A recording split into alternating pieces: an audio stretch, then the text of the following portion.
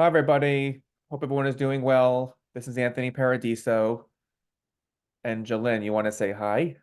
Hi, everyone. I feel like I'm like your dummy. I'm like, you want to say hello? Say hi now. Hello, hello, hello, hello. Well, anyway, hello, everybody. We're glad you're with us. This is another month, another year going forward. So anyway, so we're glad everyone's here. Um, we're going to go into some interesting, have an interesting conversation, topics to discuss, all that good stuff. But as we always do, we always want to plug our information. So just in case, if you have again, we're industrial UI services. We do unemployment insurance, cost control for employers. We've been doing it for many years. We now have an added additional service, HR support. Um, and other services are also coming around as we speak. So we're going to be getting into all that stuff, if not today, down the road. But if you have any questions about what kind of services we provide, maybe if we can help you out, feel free to email myself. My email is aparadiso. So A, P as in Paul, A-R-A, D as in David, I-S-O at Industrial UI. And Jolene, how can people reach you? Sure. J Harrisign, Haresign at industrialui.com.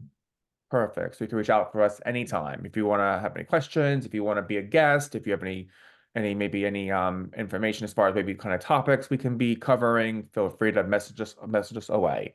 Just a few things to kind of get into. Don't mind me here. I'm just looking at my other computer with some remarks and just some questions. So as you all know, it is Women's History Month. So we are going to have some questions about that. This past March 10th marked the start of Ramadan, which begins at sundown. So it's in Islam, Ramadan is considered a holy month when a month-long sunrise to sunset fast is observed. So I wanted to mention that. And also this past weekend was St. Patrick's Day. I'm not sure, Lynn, do you celebrate St. Patrick's Day at all?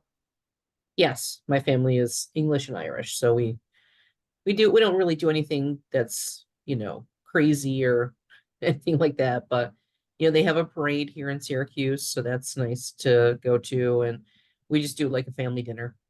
Awesome, awesome. We're not Irish. I mean, my mom has a lot and has a lot of in her as far as blood. So I might have a little Irish in me, not too much. But my husband Vinny is not Irish at all. But we love St. Patrick's Day. We love getting the corned beef and the pea soup and all the green, all that kind of stuff. So we love it.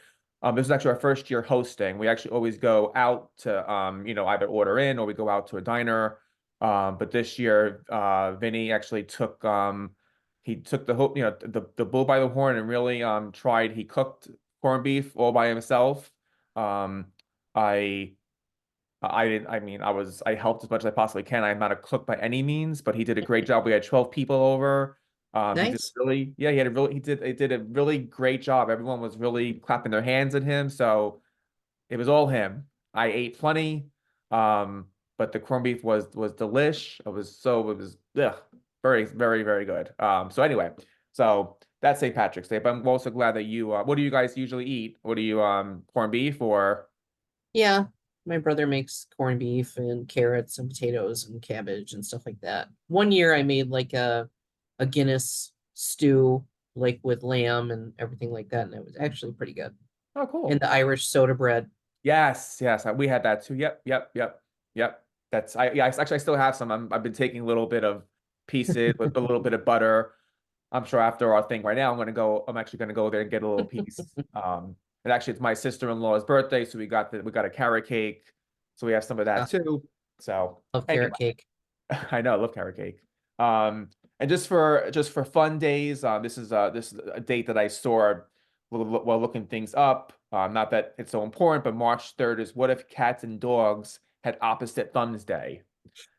So I guess they have every kind of I day. guess so. I would have never guessed that, but anyway, that's a fun fact or a fun day fact, whatever you want to call it. Some unknown fact, maybe. I'm not sure this is. I mean, I think I've heard this, but I forgot. I'm not sure it's so much unknown, but March is named for the Roman god of war, Mars. This is the time of the year to resume military campaigns that have been interrupted by winter. I do find very interesting, although we're not doing any kind of wars or anything at Industrial UI, but even our end, we tend to you pick things up usually in March. The weather's getting a little more nicer. So just sort of interesting to mention that. But anyway, so we at Industrial I had a very, very, very busy week last week. And I'll have Jolynn kind of explain because she and the principal Todd Cohen went to Las Vegas last week for a conference. So Jolynn, I'll let you kind of take it from here as far as what you all learned, what the conference was about, all that good stuff.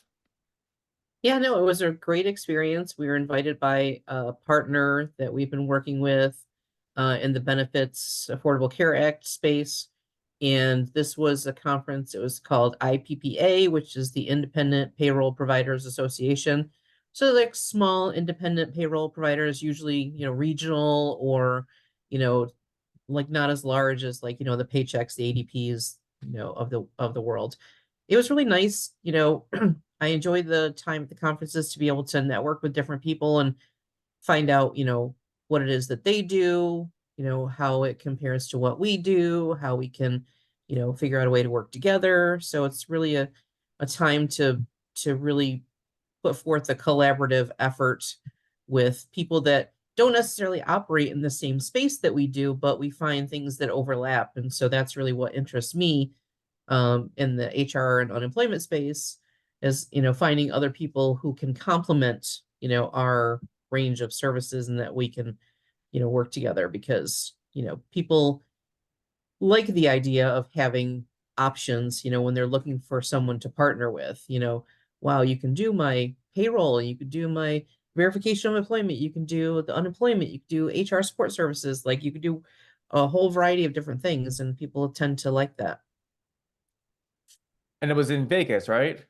It was in Vegas, it was at Caesar's Palace, and that's also a very interesting venue because, in the morning, you sit down and have coffee for breakfast, and you see people walking by, and you're like, did they just lose their life savings? Or are they getting a divorce because they lost their life savings? Or did they just win a whole bunch of money? You typically tell by people's facial expressions, or people who just basically sleeping at the bar because they were gambling all night and they're going to just take a quick nap and go back to the slots.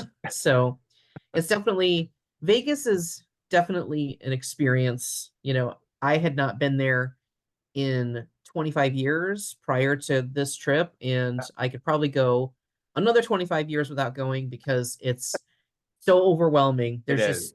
just it's fun, but like when it's time to go, it's time to go. Like I need to get out. Yeah. I went to Vegas.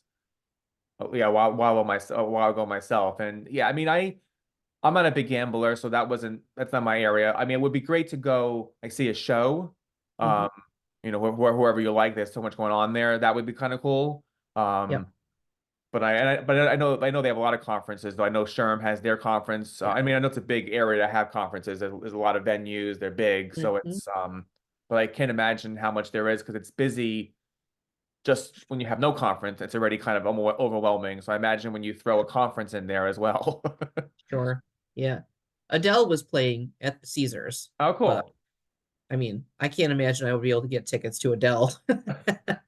She's probably way sold out, but I would see that show. I would definitely see that show. Yeah. Any nuggets that you learned? Any kind of anything in particular that you kind of want to share or I think that, there are some conferences that you go to and you learn quite a bit. I didn't really go to any of the seminars. I really kind of made it like a networking type of adventure for me.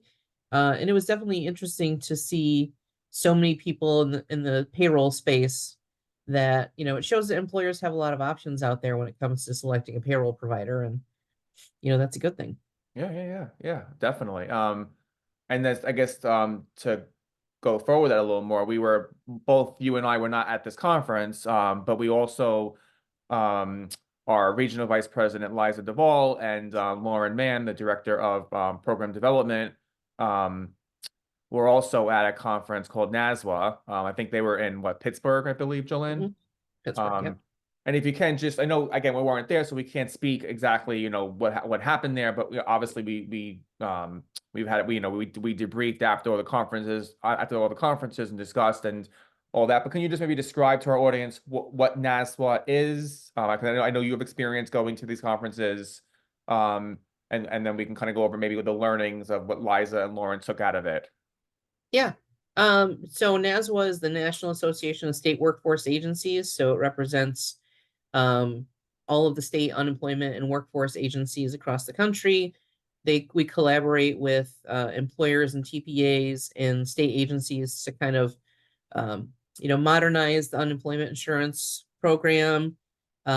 These conferences are a way to, again, another networking and educational opportunity to, get employers, TPAs, and state workers in the same space to talk about the things that are, either troubling or positive in the unemployment world.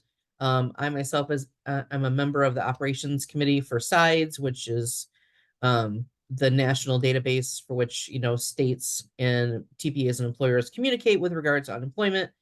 And those are definitely educational and a really good networking opportunity because you get to meet with state workers who handle the unemployment claims and handle the workforce development efforts on behalf of the states.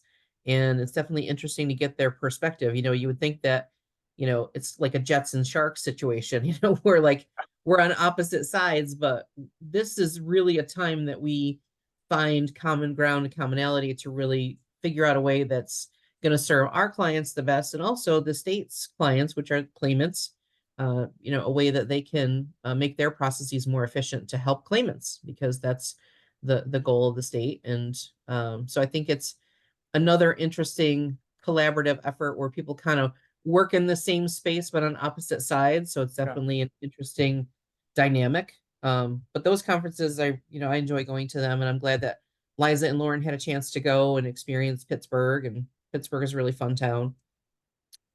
Yeah, because they both, I mean, even though we are on separate sides, we both will need each other. Mhm. The state agencies need us to provide them accurate information.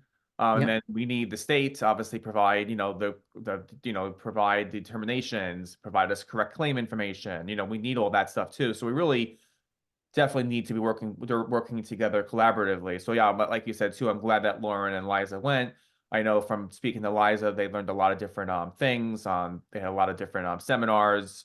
I know they're just trying to figure out best practices as far as how the states can collaborate effectively. A lot of people, our audience may not know, but like there's a lot of powers of attorney, things that have to be signed up when a TPA signs on with an employer, and many states had different kind of forms to sign, and it could be very tedious.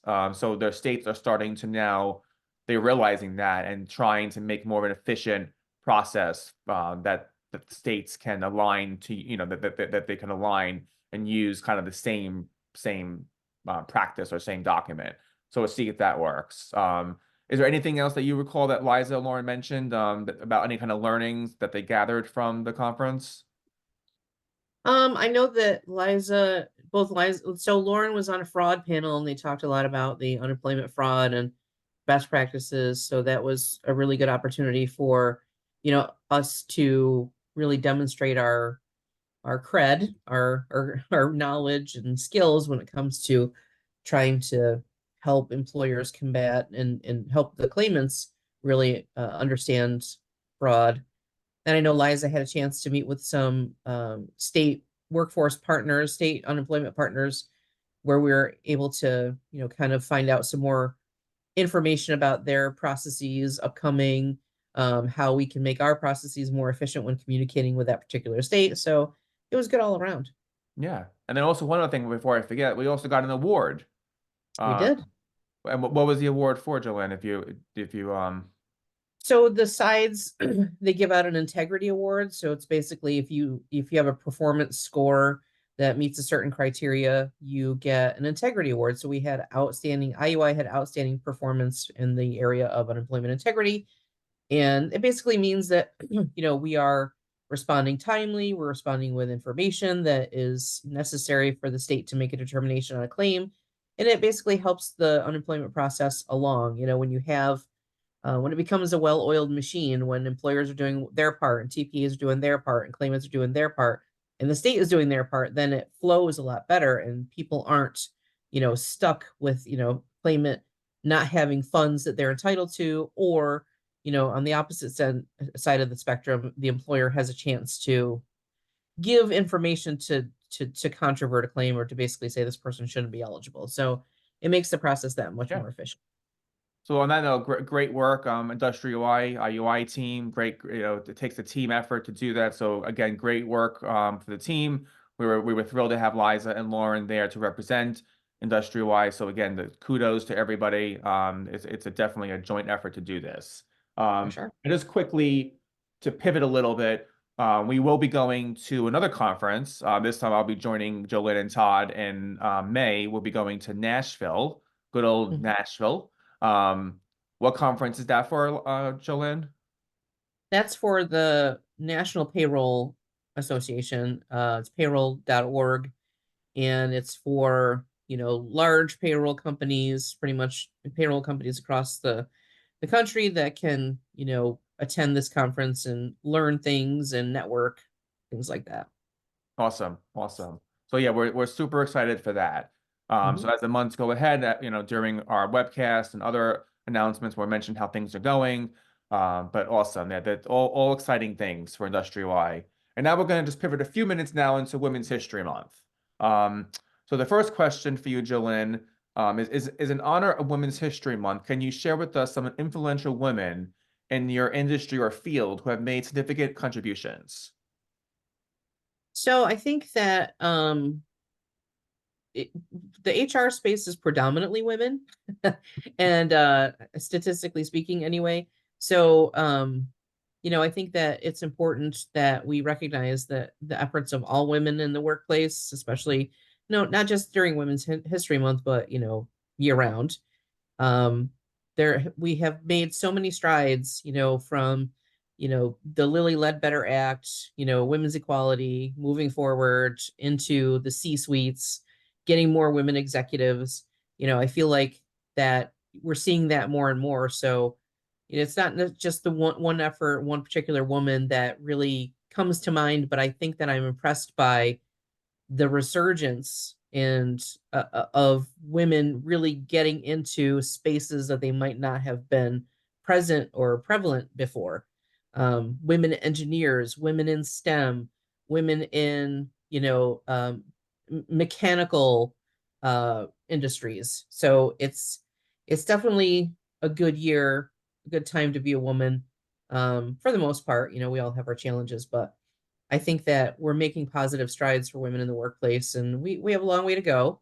Yeah. But I think that it is important that we recognize not just the people who came before us to kind of blaze the trail forward, but also the efforts of people who are currently working, maybe in a field that is dominated by men. And so it's, that challenge of being, different, being a different perspective. Yeah. It's always good.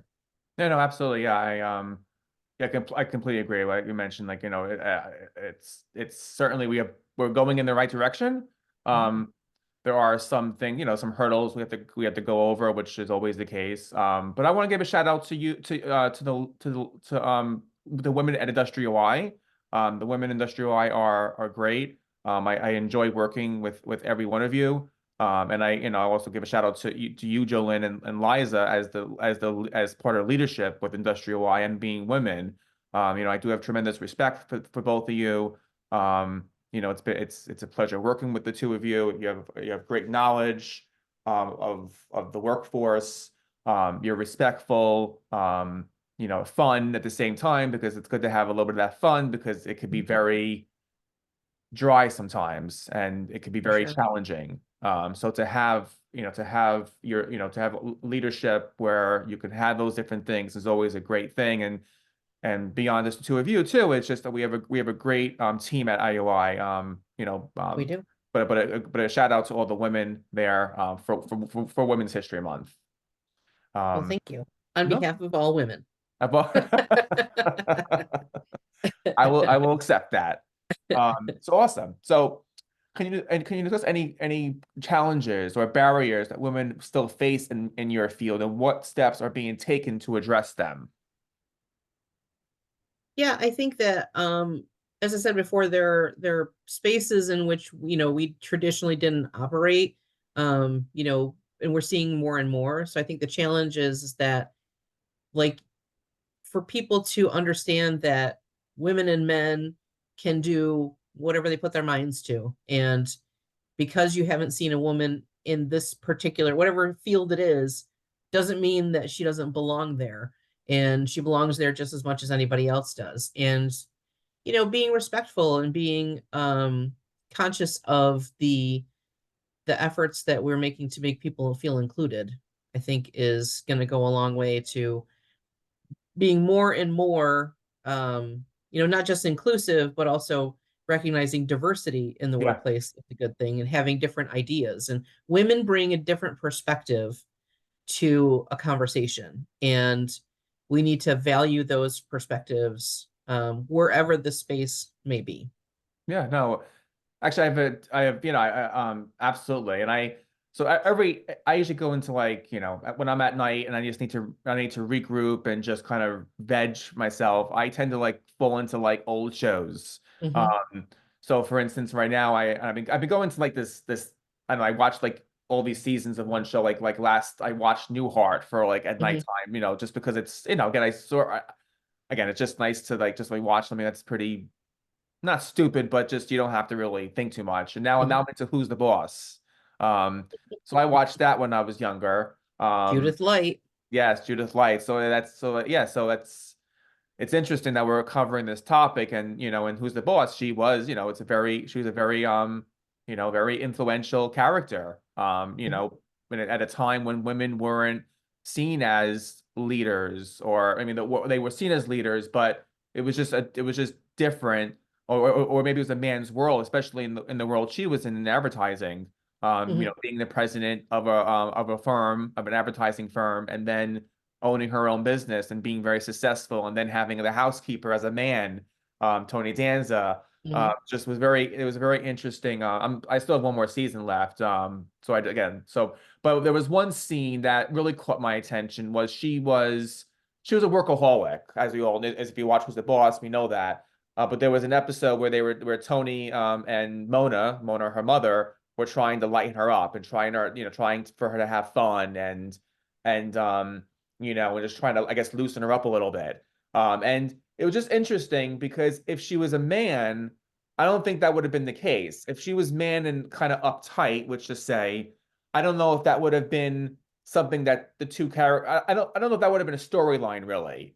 Hmm. Um, it was just interesting because she was a woman, and because she was serious, and all that, they wanted her to loosen up, which again, listen, we should all try to loosen up. But again, it was just interesting because it came to me with being gender, like, if she was a male, would that have been an episode they would have concentrated on with trying to, not be a workaholic. So it's just interesting. Um, it's just, again, that show was in the 80s into the early 90s, so it is a while back.